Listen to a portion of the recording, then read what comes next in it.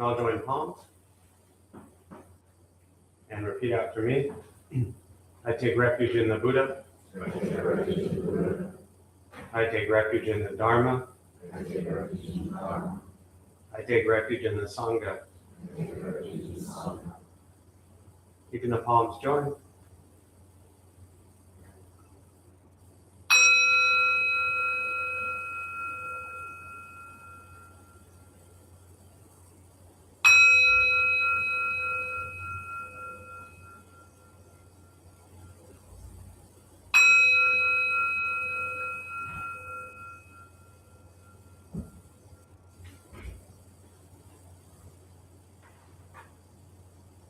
You put palms down.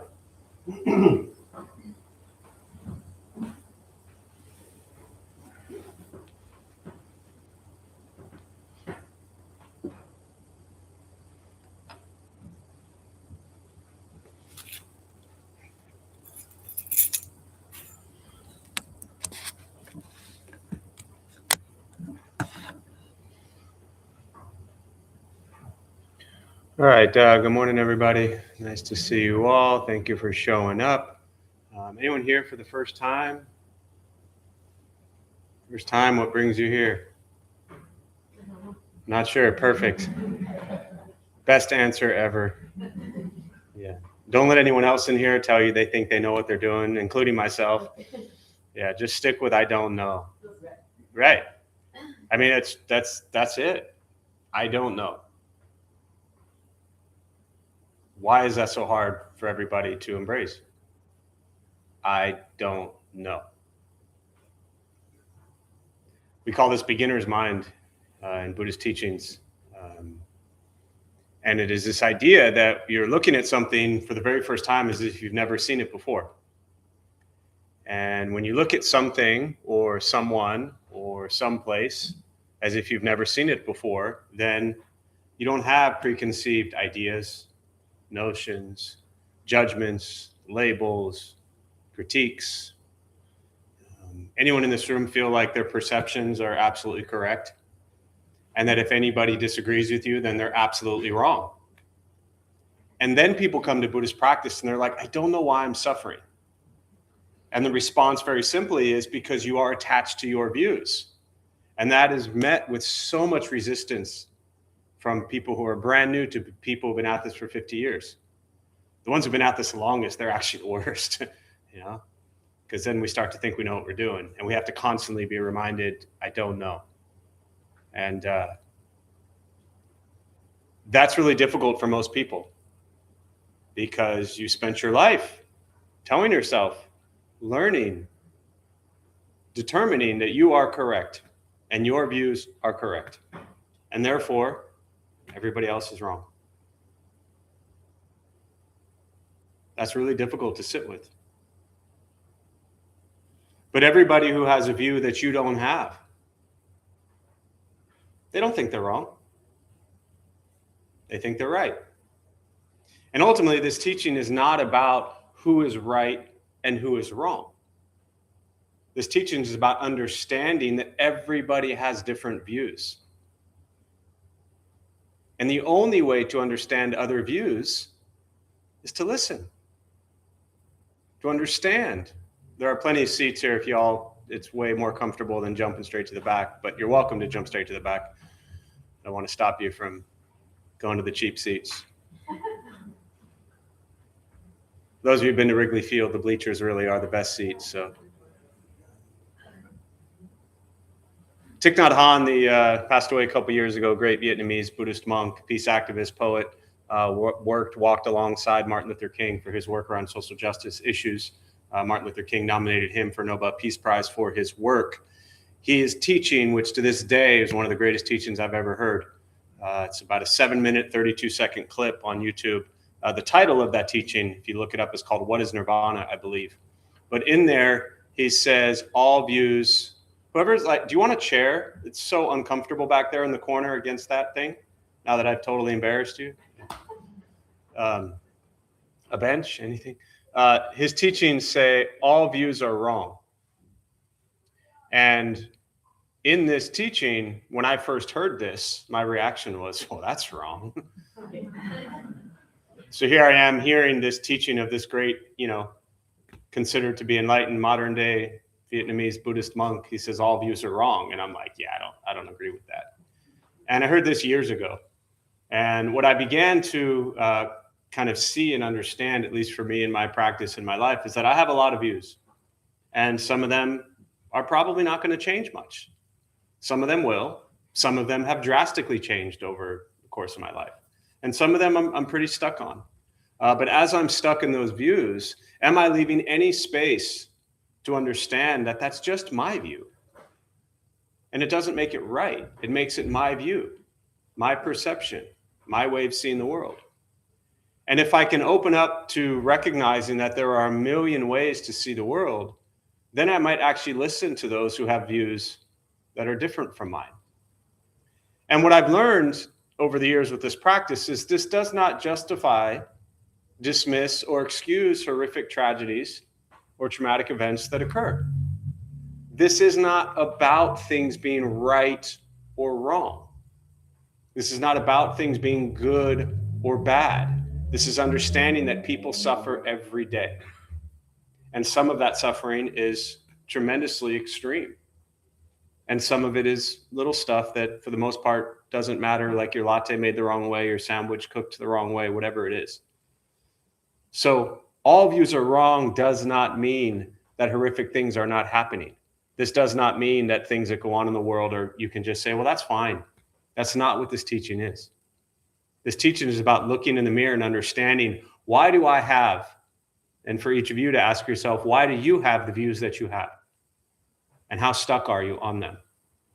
And then when you encounter people who have opposing views, can you listen? Can you attempt to understand? Or do you just quickly dismiss them and say they're wrong, they're terrible people, F you, see you later? That's what this practice is asking. And that's why this practice is not for everybody. You don't see Buddhists on the street corner holding up signs that say, come join us, So that's the teaching. And that's incredibly difficult to put into life. But when you do that, you begin to understand that you can continue to fight for what you believe in, fight for what you think is fair and just, but you can do it from a place of love and compassion, not from a place of hatred and anger. And fighting for what you believe in from a place of love and compassion also does not mean that anything that occurs in the world is right or good. But it means you are not filled with hatred and anger. So just ask yourself, would you like to live your life where you are not filled with hatred and anger? That's what you have to ask yourself. And for me as a practitioner, I spent the first 25, 30 years of my life filled with hatred and anger. And that way of living sucks. It's miserable. It's what leads most people to ending up in a place like this on a Saturday morning at 11 o'clock. So welcome to a room filled with people who are, isn't it nice? You showed up to a place, we say in Buddhism, we're greedy, angry, and ignorant, and that's why we suffer. And those who stick to this practice begin to recognize the greed and anger or craving and desire, and anger and ignorance that we carry. So with that, it is my honor to start meditation with a room filled with people who are nothing but greedy, angry, and ignorant. So, and if that strikes you the wrong way, then good.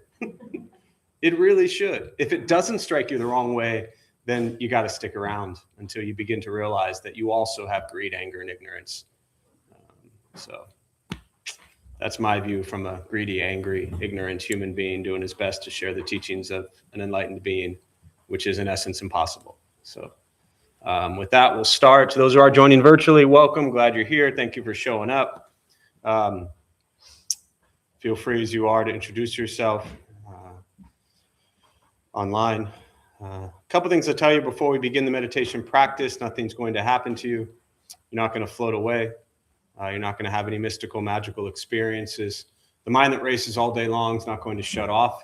Don't judge your practice, meaning don't ask yourself, is this working or not working? Are you doing it right or wrong? We're just going to sit. We're going to breathe. You'll hear sounds inside, sounds outside. This is life. Life is filled with chaos. And this practice is learning to get quiet and still within all of the chaos. Posture, you just want to be comfortable. If you're on a cushion, often it helps slide into the front third. If you're on a bench or chair, however you're sitting, just trying to sit up straight, relaxing the shoulders. A reminder, or especially for those who are new, your mind is not going to shut off. It will not go blank. You will not think nothing. Your mind will continue to race. I will say things periodically to remind you that you're lost in thought and bring you back to present moment. I'll guide us as we begin, and we'll settle into a little bit of silence.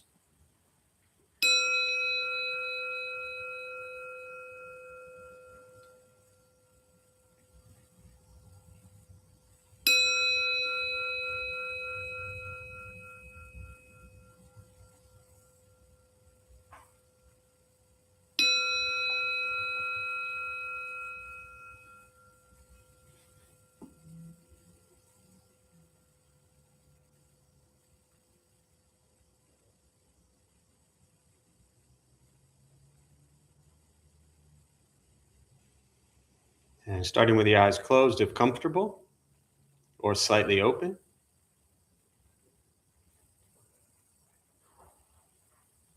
Mouth is open or closed. We'll start with taking 3 deep breaths, slowly.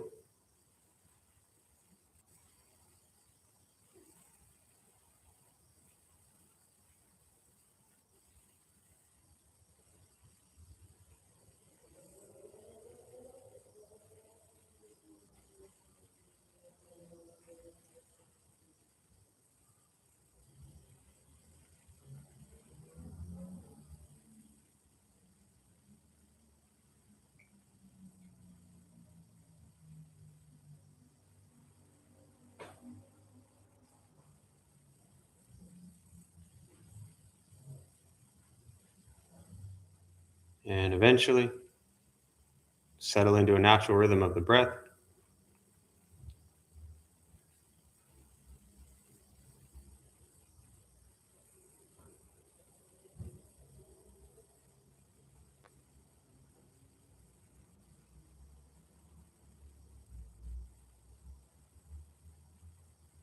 Noticing the mind as it wanders, jumping from thought to thought.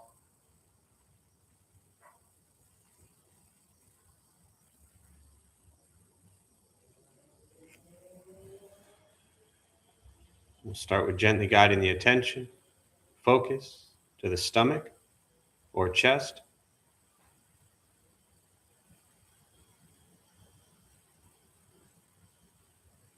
Breathing in, feel them rise.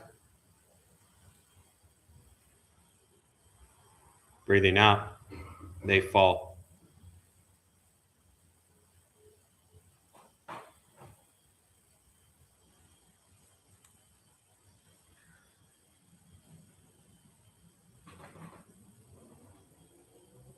Simply continue this practice, observing sensation of breath.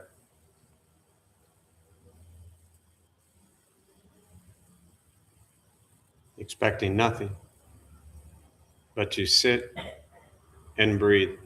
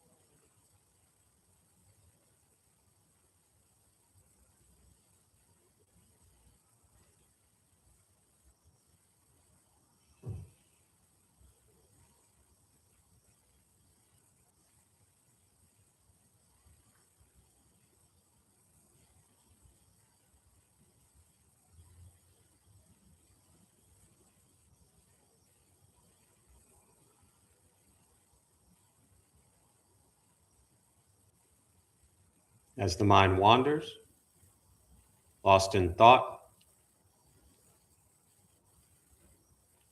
recognize it.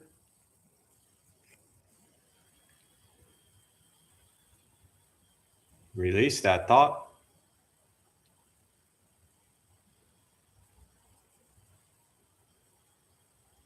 Return attention, focus to the breath.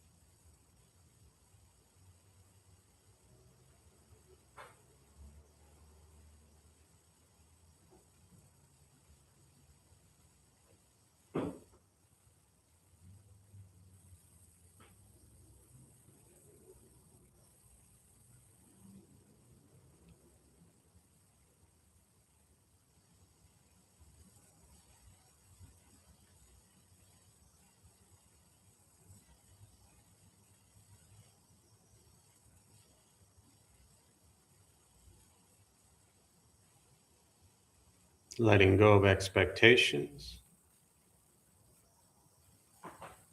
letting go of judgments from your practice.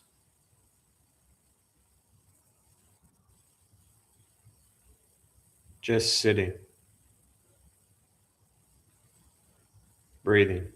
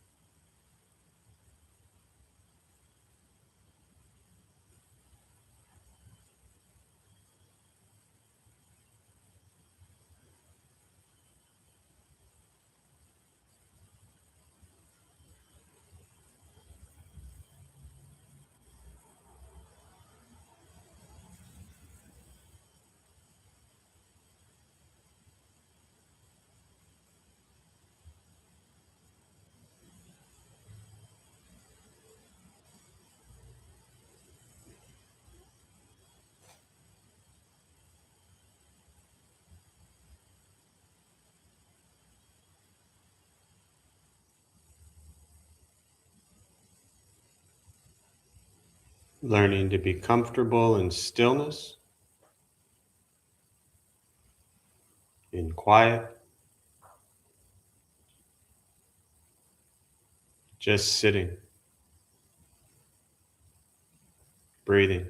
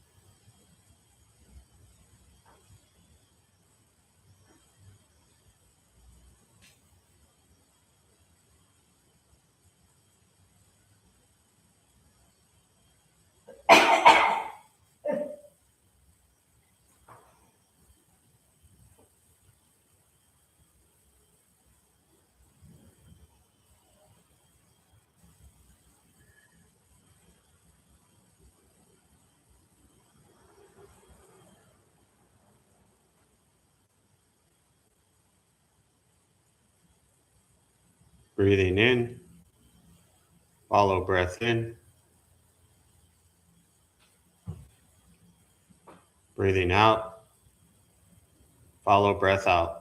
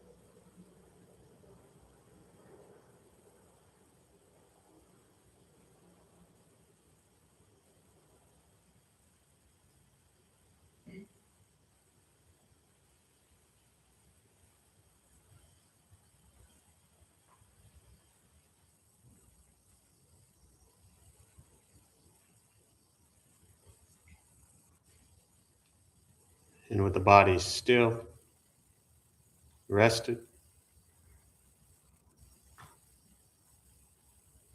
and the speech quiet, aware of all sounds,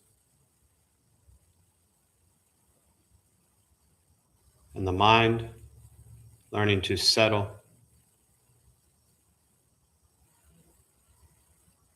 know what it's like to just sit and breathe,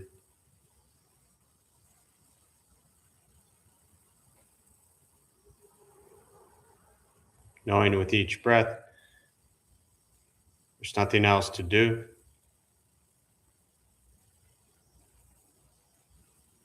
nowhere else to go,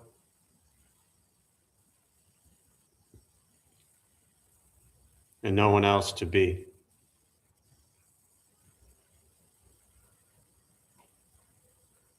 Everything exactly as it is, sitting,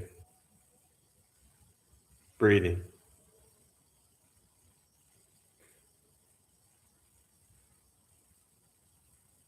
Once again, taking 3 deep breaths slowly.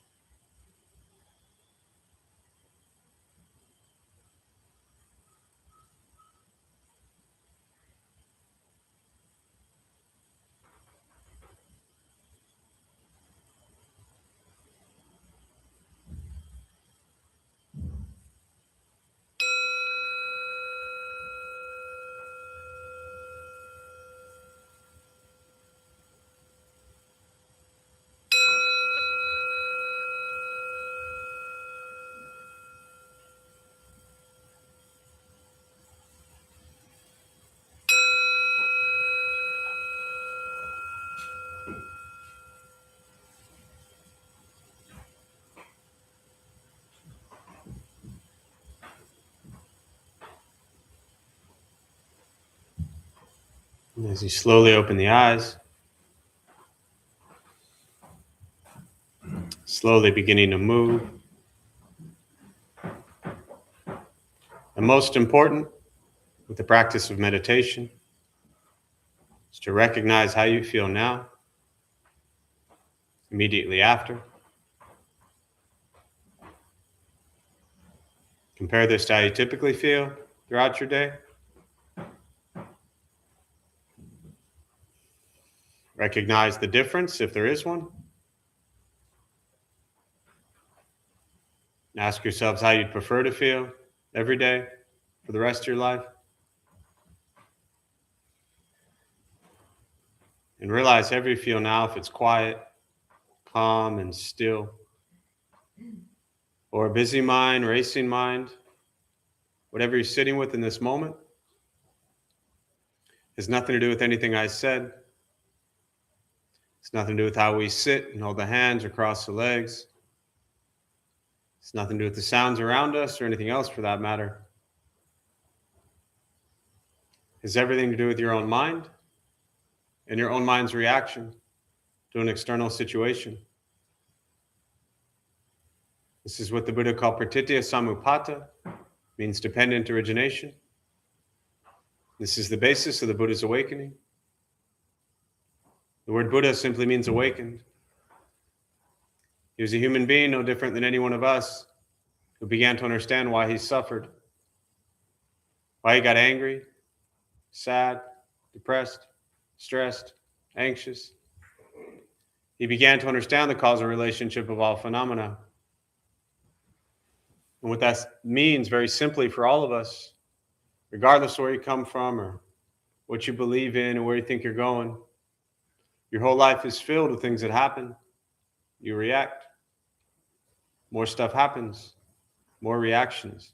That's it. That's what we get all day long. Things happening and you reacting. The practice of meditation is learning what it's like to respond to something quietly, peacefully, still. Because for most people, the way you responded to the last 20 minutes is quite different from how you respond to every other 20-minute period of your life.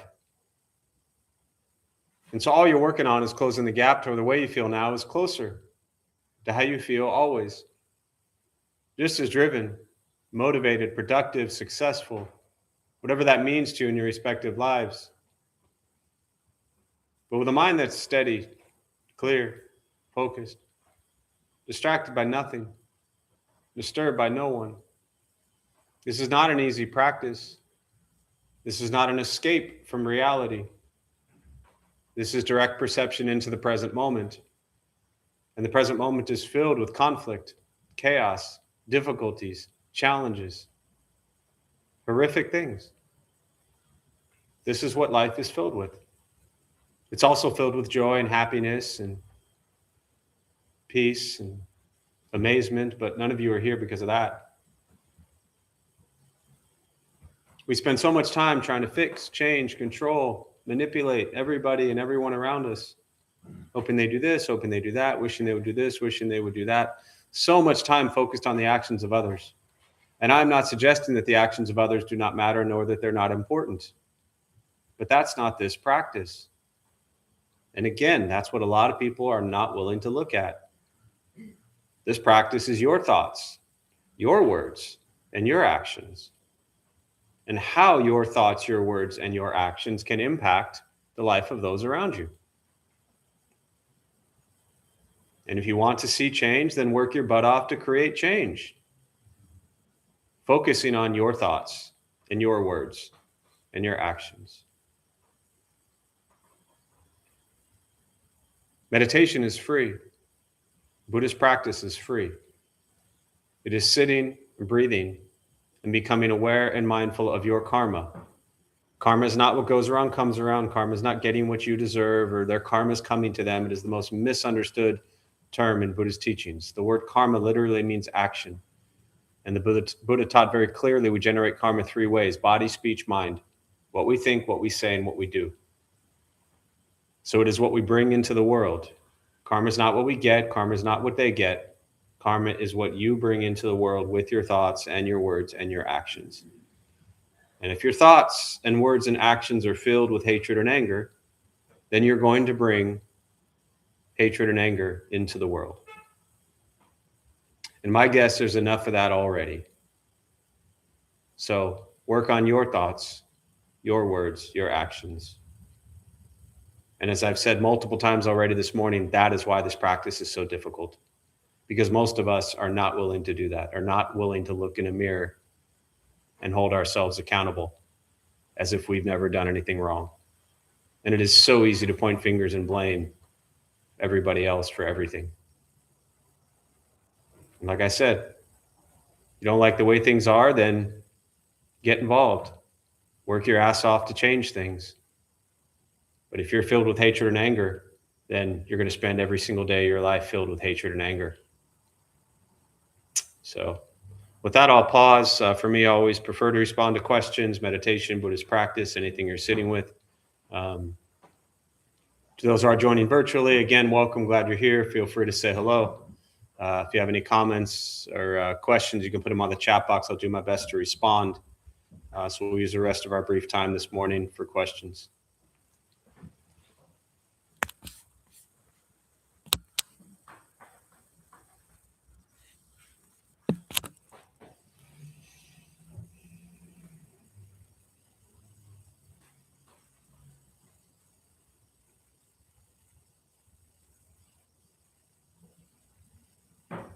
All views are wrong. I know my views are wrong, but then is it possible to live in a state where you don't have any views?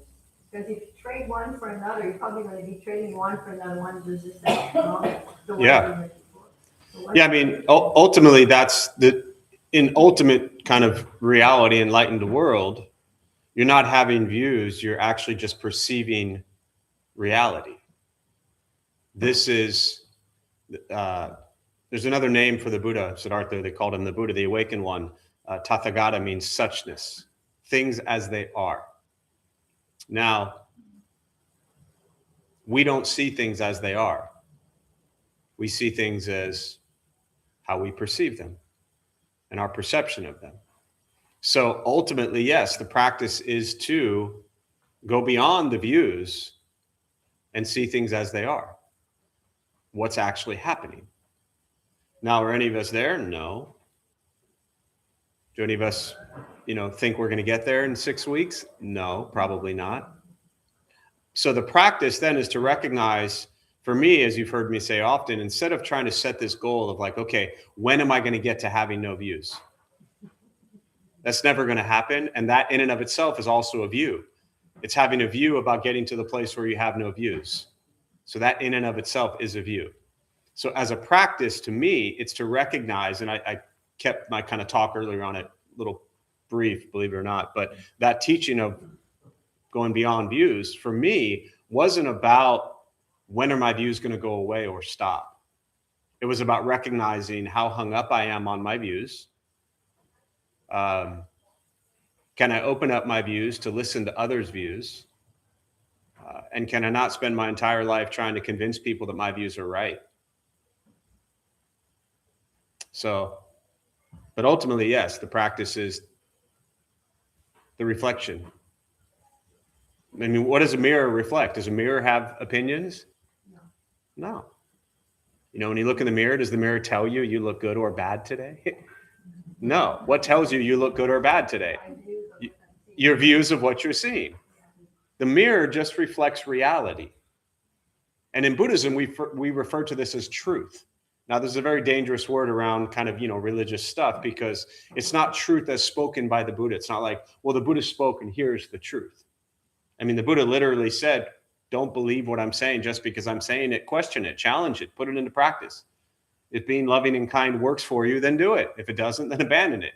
I mean, he didn't say that literally, but that's just my interpretation of challenge what he said and put it into life. His words, he was not speaking as this is the truth spoken by the Buddha. He was saying ultimate reality is truth, the reflection in the mirror. That's what's actually happening. Truth is not about good or bad or right or wrong. Truth is just the mirror reflecting what is happening. That is reality. And then there's our perception. So where do your perceptions limit you, hold you back, cause you suffering, cause others suffering? That's, to me, really the questions one should ask themselves. Yeah.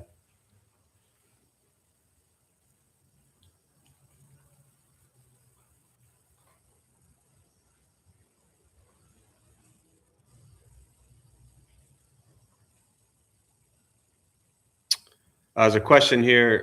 What does the Buddha teach about forgiveness, how to practice forgiveness of oneself and others? He teaches you should have it. It's incredibly important.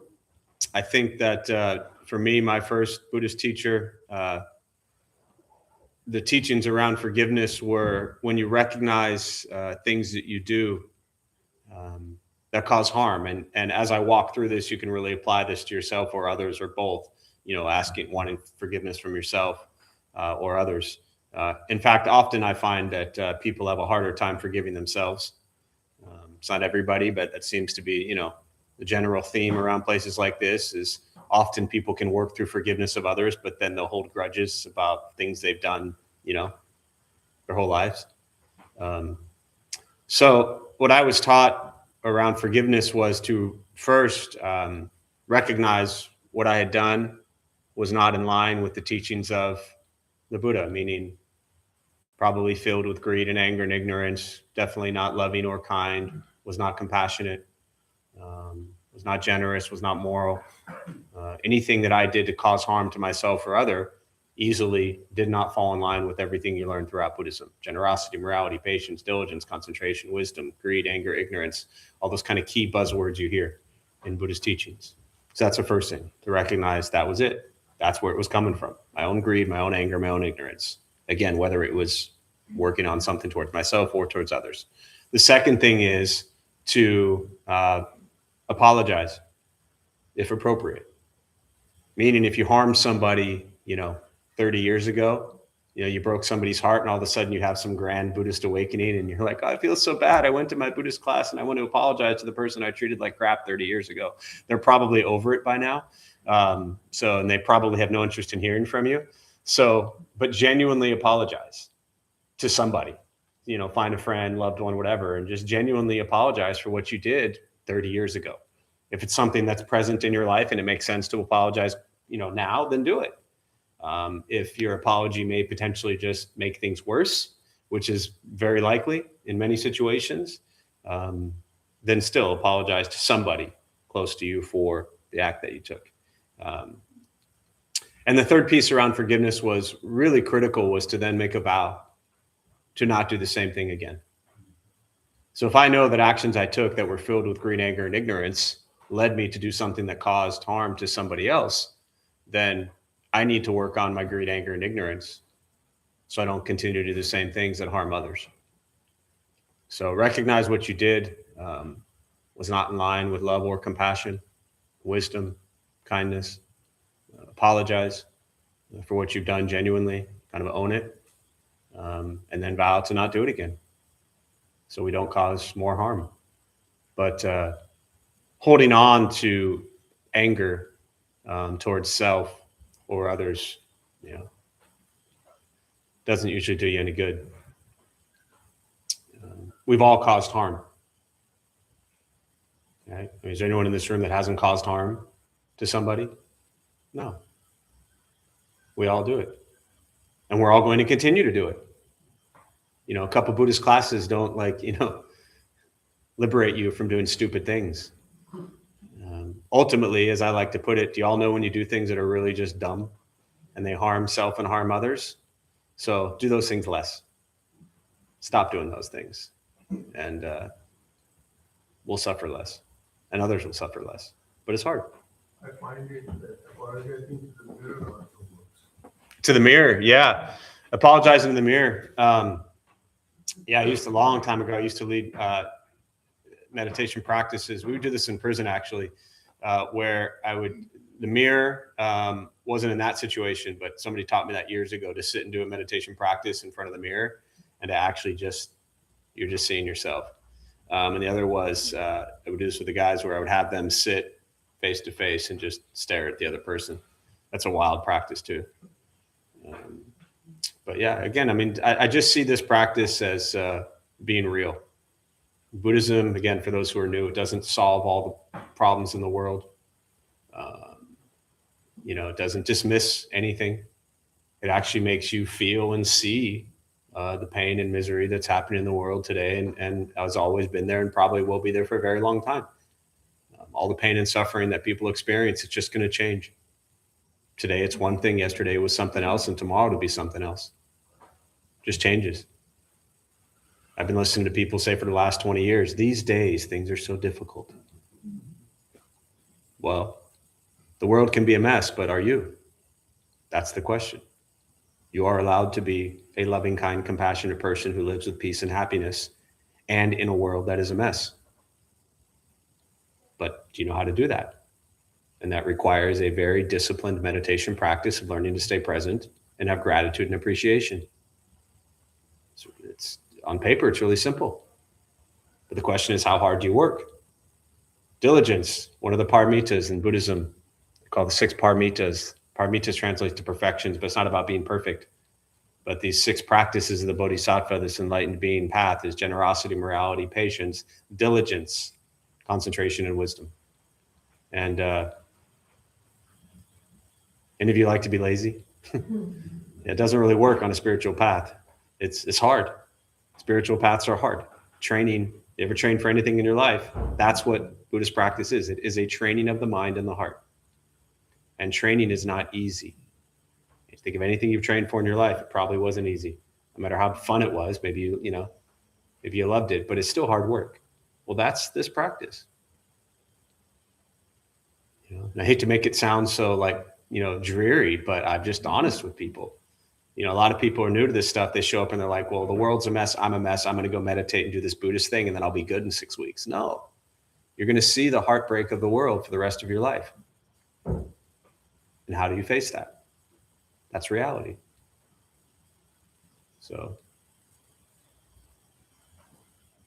what else? This part that you mentioned before of facing yourself in the mirror and acknowledging your side of your story. Yeah. Then what? You tell me. Try it and see how it goes. Yeah. Just like, okay. That's it. You get there, and then the work starts. Yeah. I mean, it sounds like, but it's actually a lot. I challenge you all to do this. It's really difficult. Just, go home, sit in front of the mirror, stand in front of the mirror. And not because you're like, well, I don't worry about fixing my hair anymore, but, not because you're like fixing your hair, making your, self look pretty or anything. Like, just actually sit, drop as much as you can as far as the perceptions and egos and stuff, and just sit and stare at yourself. See what happens. It's wild. It's wild.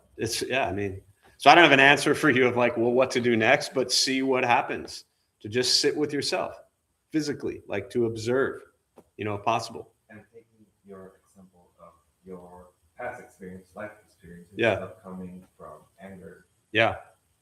And then facing yourself like no one to blame now. Yeah. Nobody to blame. What do you do after starting looking at yourself in the mirror? Well, the idea of dropping no one else to blame is really beautiful, because then it brings it back to the one person that has control of your misery and the one person that has control of your happiness, which is you. And most of us can't even get to that place. Many people can't even get to that place. Many people cannot get to the place where they drop the blame. Many people still want to point to, and I'm not suggesting, many people in this room and around the world have gone through tremendous pain and trauma and horrific situations, right? So this is not discounting that. This is, what's that? Even with how Yeah, that's what I'm saying. Even with that, I just like to point that out, because a lot of people, especially if you're new, might think that I'm like setting that aside. No, horrific things have happened to people in this room. And this does not excuse that or make that okay. But this is taking ownership of your own happiness and your own misery. Understanding that things that have happened to you and around you impact you. Absolutely. That has an effect on us. Right. Absolutely. But so then the choice is, do I want to continue to blame all of my misery on other things that have happened to me? Or do I want to recognize everything's happened to me and say, okay, I still have the ability to be joyful and live in peace and be happy and okay, you know? And keep going to therapy. Yeah.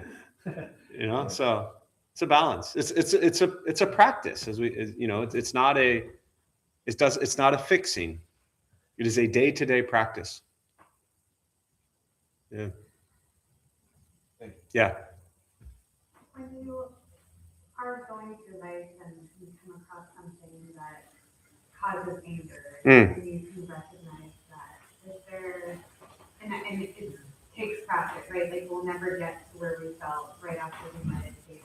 Sure. To automatically go to that. But as you're practicing, are there tools within Buddhism to try to remind yourself in that moment, or to try to bring you back Yeah. to something, or to let that anger go in the moment? Yeah. So kind of two things around for those virtually didn't hear. In the moment, when you recognize the anger, are there tools or things that you can do to practice to kind of bring you back to the present moment? As you said, you're never going to like always be at that place where you are right after meditation. But how do we get closer to that? So a couple of things. One, the daily practice of meditation over time begins to extend the amount of time. So that feeling you have after you have meditation. So how do you feel after meditation? Sometimes a little more calm. Okay, so we'll work with that. That works. Sometimes a little more calm. Great. And then that feeling of sometimes a little more calm, how long does that stay with you before it's gone? Moments, right? From seconds to 5 minutes to the moment you walk out these doors, that world is going 1,000 miles an hour. All the TV, all the social media, everything you're going to get wrapped up into, and you're going to be just as much of a mess as you were when you walked in here. No offense, right? And so the question is, how do we extend that feeling I had after meditation? And that's a matter of practice.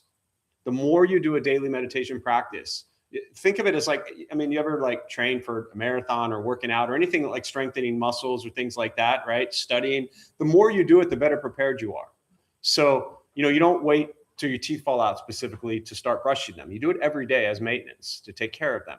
So training the mind every day allows you to cultivate that deeper sense of present moment, present time awareness, compassion, love, whatever that feeling that is bringing you a little more calm. You'll get that more often, and that will extend throughout your day more often. So things that occur don't trigger you as quickly. Because ultimately, meditation is not about being good in meditation. It's not about like being all calm and quiet and peaceful in your little Dharma Bum Temple, wherever you go. And then as soon as you walk outside, you're just pissed off, what again, right? So how do you carry this into that? That's the practice. And that just comes with time, unfortunately, right? The second piece is practical tips and tools. I just mentioned this the other day, and someone asked me about it, and I'm not a big like pitcher of stuff really, especially in this situation, but someone asked me the other day if I use mala beads, like the wrist mala beads or neck mala beads. I don't anymore, but when I first started this practice, I did. Because as a kid who grew up angry and pissed off and used to punch people, when I got angry, my hand just made without even knowing it. Like as a kid, my hand was constantly in a fist, and I was just always angry. And I just like to punch a wall or punch people, whatever it was. And so when I first started going to that Buddhist temple and I got mala beads and had the long ones, I'd wrap them around my arm, and then it like came across my hand. And when I would make a fist, I would feel that. And it became just a very tangible anchor that what it represented was, for me, calmness, stillness, breathe, take some breaths. So it was that physical, tangible anchor to making a fist that felt the mala bead that said, okay, you can be an asshole and punch people, or you can take a few deep breaths. So it was like that. And then what you're ultimately doing is, for me, yeah, that's just a Band-Aid fix. That's the quick stop, quick fix. But then over time, the gap extends to where you just don't really need that trigger anchor anymore. And you can still see the tragedy in the world and not want to go punch people. So patience, time, and some reminder. What else?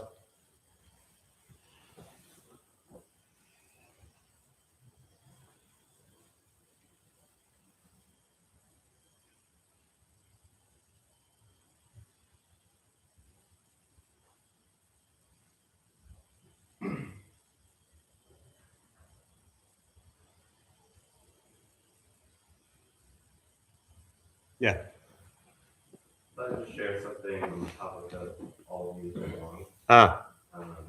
Please. That has helped me a lot, because I think that's kind of where I am in my life, not a practicable thing. Mm-hmm. Kind of thing.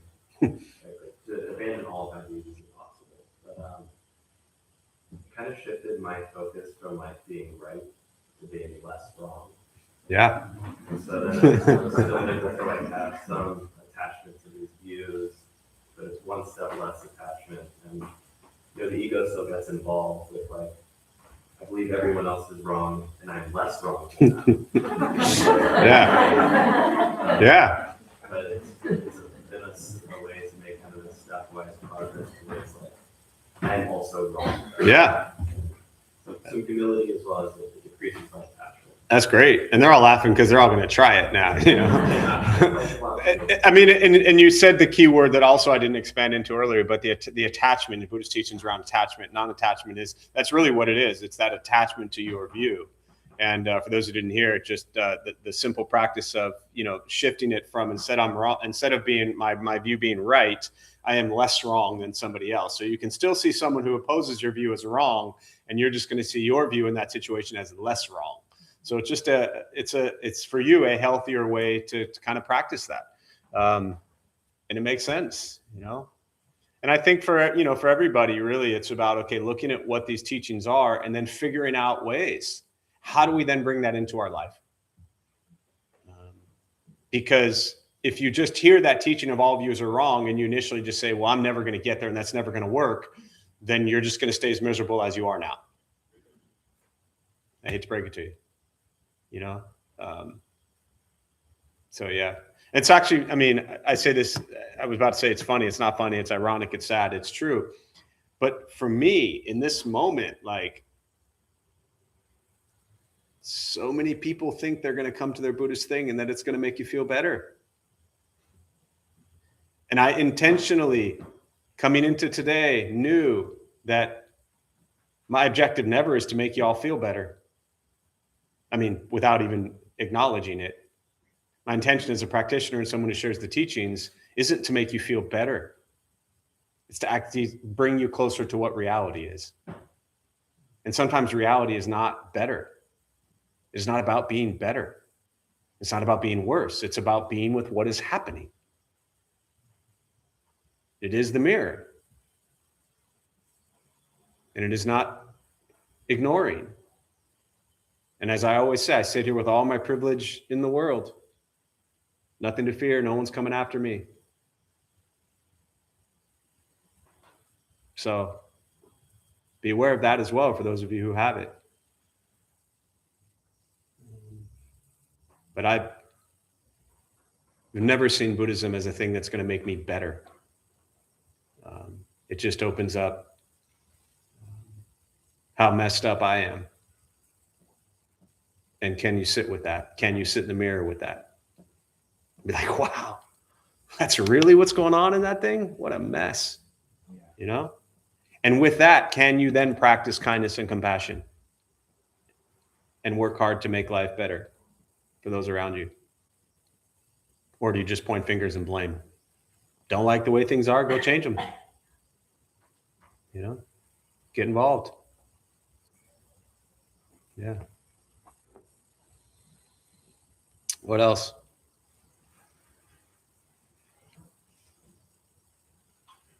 I have a family member who I love deeply for his kindness to me, for his generosity, for his loyalty. And at the same time, he hates gay people. He hates people of color. He hates people of a certain religion. I think those views are objectively wrong. Like objectively wrong. And I think my view that those views are wrong is right. So I'm not trying to be confusing or ironic. Aren't those views objectively wrong? Not according to the people that have them. That's the point.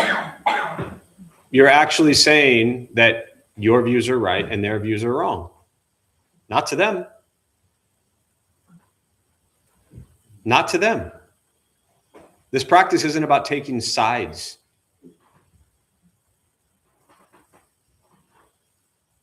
They don't think they're wrong. You just said it. That's your question. No. I hear what you're saying. Now you're going to try to spin it to say it differently. I heard you. And as often, you don't like my response, even though you love it. I know you love me. That's not true. That's not true. Yeah. But that's the reality. They're not wrong to him. This is not about me saying you're right and he's wrong. To you, you even added the word objectively, as if that makes it more concrete. To him, you are objectively wrong. That's what this teaching is about. This teaching is not taking sides. This teaching is not telling people what is right and wrong. I don't want to make this about other religions, but most religions do that. Most religions tell you what is right and what is wrong, which is why people would have the views that you're talking about. Because what they were raised with would tell them this is right and wrong. Buddhism is not coming in and saying this is right and this is wrong. Buddhism is challenging you to begin to understand why you have the views you have and why your brother has the views your brother has. And not about agreeing. This is not about getting you to agree with him. I mean, that's not even your question. I'm just rambling. But, it's about understanding you have yours, he has his. And you're never going to convince him otherwise. But that also doesn't mean you just ignore it and stay silent. Buddhist practice is not about, again, for those who are new, Buddhist practice is not about staying silent. You're not a doormat. I think the Buddha was an activist, a rebel. He fought for 45 years teaching love and compassion. His cousin tried to kill him, and he forgave him. He taught his cousin, Devadatta, love, and I think it was his cousin, and I think it was Devadatta, but it doesn't matter, the names and who he was. Tried to kill him. He taught him love and compassion and forgave him. To the question about forgiveness. Can So- you forgive someone, even the person has an immoral view, what you think are immoral? Well, again, we're all wrapped up in thinking our moral views are better than others. No, I'm just thinking, but there is a certain, like if something is hurting other people. Yeah. Buddhist, that's the karma they're bringing on. Yes. But I'm thinking that we have to, I find it very hard if I think their actions are hurting people, to forgive them. That's what I'm saying. Sure. Very, very hard. Understood. Yes, it is very hard. I will close with this very brief story. 3 things I want to say real quick in response to that, then a very brief story as we close. One,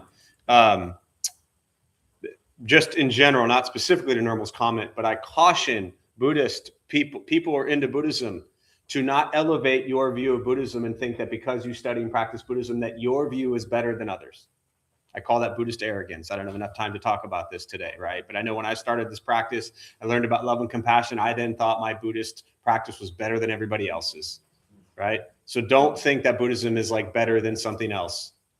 1. 2, I forgot what 2 is, but 3. The main thing about the, wait, did I remember? Hang on. Oh yes, the second thing, senior moment, I know. The second thing is, God, I keep forgetting it. I'll go to the third thing, about forgiveness, right? No, I do remember the second thing, compassion. Just ask yourself, any moment in your life that you have been angry and caused harm to others. And if people put anger and hatred towards you, did that ever help? Or did it make you more angry?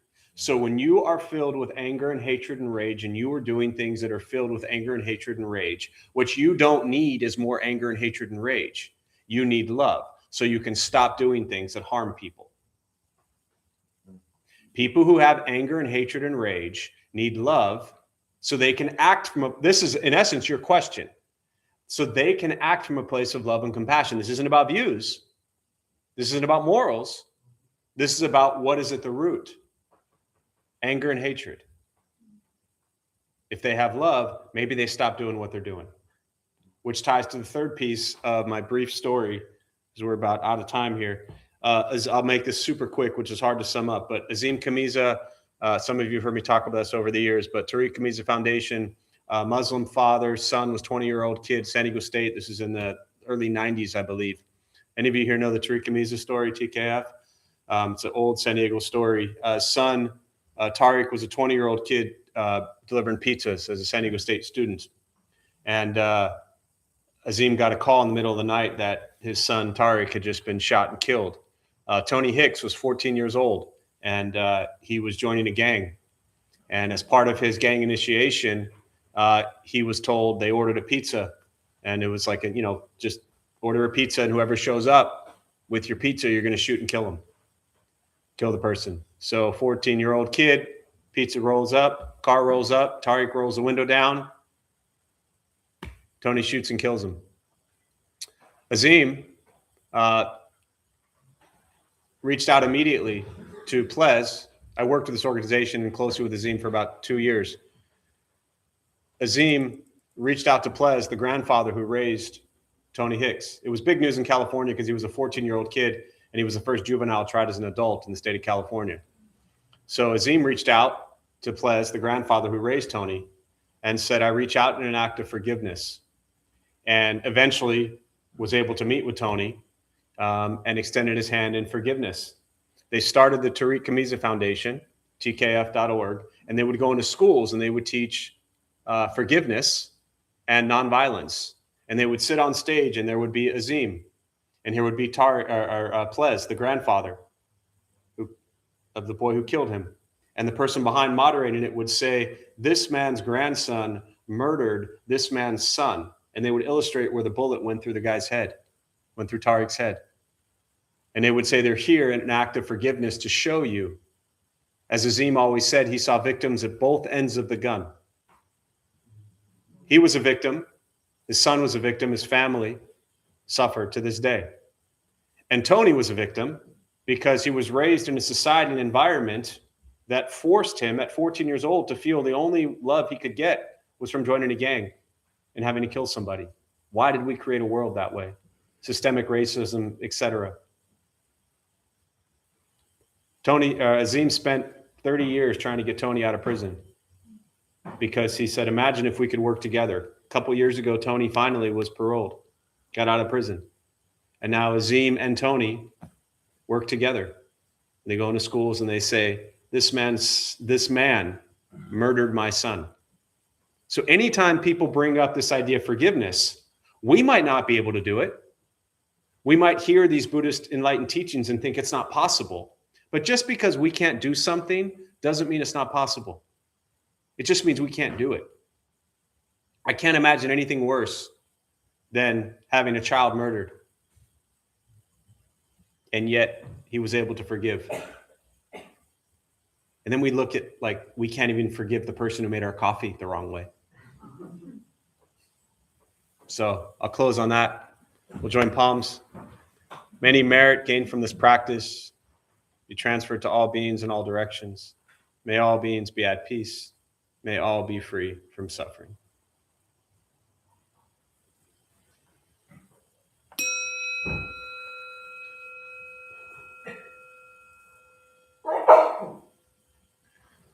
All right, so our Dharma Bum host, Gene, has a few announcements for us before y'all head out. Thank you, Gene.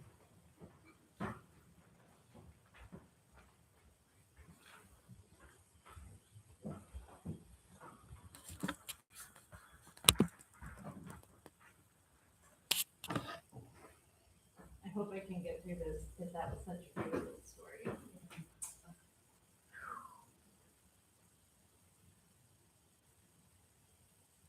Take your time. Do you want me to do it? I don't need it. Thanks, Gene. So thank you all for being here. My name is Jeff. I'm a Dharma Bum. We opened up the Dharma Bum Temple 19 years ago to introduce meditation and Buddhist practice to those who show up. Those of us who lead are not nuns, monks, gurus, masters, or teachers. We're not looking for students. We're just practitioners.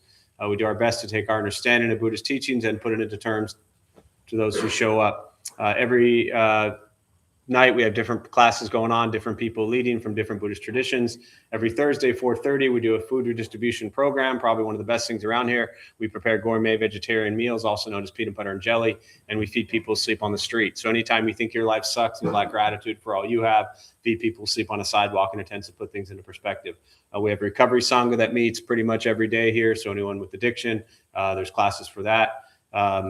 Otherwise, I don't think there's anything out of the ordinary coming up. Was there any announcements? Which one? I think the only thing Maggie mentioned was that on Thursday at noon, there's a silent meditation from noon to 1, and they're looking for a host/leader. Oh, yes. Thursday or Friday, but one of the two. Yeah, we need a new, might be Friday, but either way, we need a new noon meditation leader Thursday or Friday. So if you're interested in that, you have the ability to hit the bell and you get the code to open the temple door, which means you can break in and steal everything. So you get a lot of power with this position, and all you have to do to lead meditation is hit a bell like 4 times. Right, Paula? So thank you all for being here. Buddha for you is downstairs. If you need anything, please go well. Shabbat shalom. Shabbat shalom. Thanks, Gene.